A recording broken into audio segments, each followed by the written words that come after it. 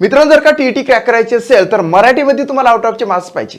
मी 5च प्रश्न घेणार आहोत, मात्र अतिशय चांगल्या पद्धतीने त्याचं विश्लेषण सांगणार आहोत.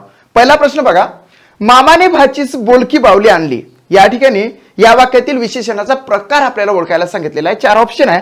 पहिला ऑप्शन आहे गुणवाचक विशेषण, सेकंड आहे संख्यावाचक विशेषण, थर्ड येतं सार्वनामिक विशेषण आणि फोर्थ आहे धातू साधित विशेषण. या ठिकाणी जर आपण विशेषण ओळखायला गेलो तर त्या ठिकाणी बावली हे नाम आहे आणि नामाबद्दल विशेष माहिती सांगणारा शब्द त्या ठिकाणी दिलेला आहे बोलकी.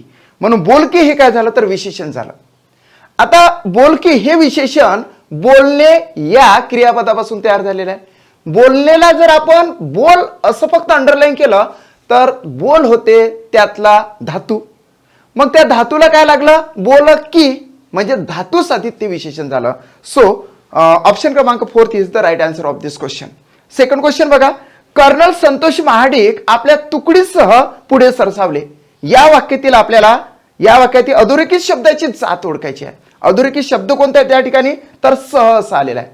आपण म्हणतो ना की बाबा एखादा कर्नल असेल तर विथ प्लाटून. विथ प्लाटून म्हटलं तर विथ हा शब्द इंग्लिशमध्ये काय येतो प्रेपोजिशन येतो. प्रेपोजिशनला मराठीमध्ये काय म्हटले जाते शब्दयोगी अव्यय म्हटले जाते. म्हणजे तुकडीसह तुकडीसोबत सह हा शब्द या ठिकाणी प्रेपोजिशन अर्थात शब्दयोगी अव्यय आहे.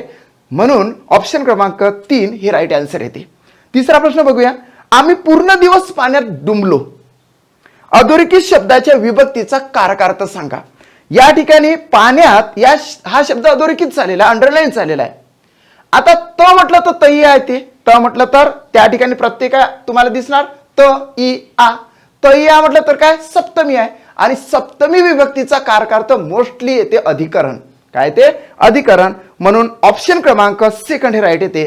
कर्ता कर्म म्हणजे सगळे जर आपण लक्षात घेतले कारकार्थ कर्ता कर्म, त्यानंतर करण, करण म्हणजे साधन होते, त्यानंतर संप्रदान आहे, संप्रदान नंतर अपादान संबंध आणि अधिकरण आणि शेवटी हा कसं येत असते ते कारकार्थ तुम्ही पाठ करून ठेवा.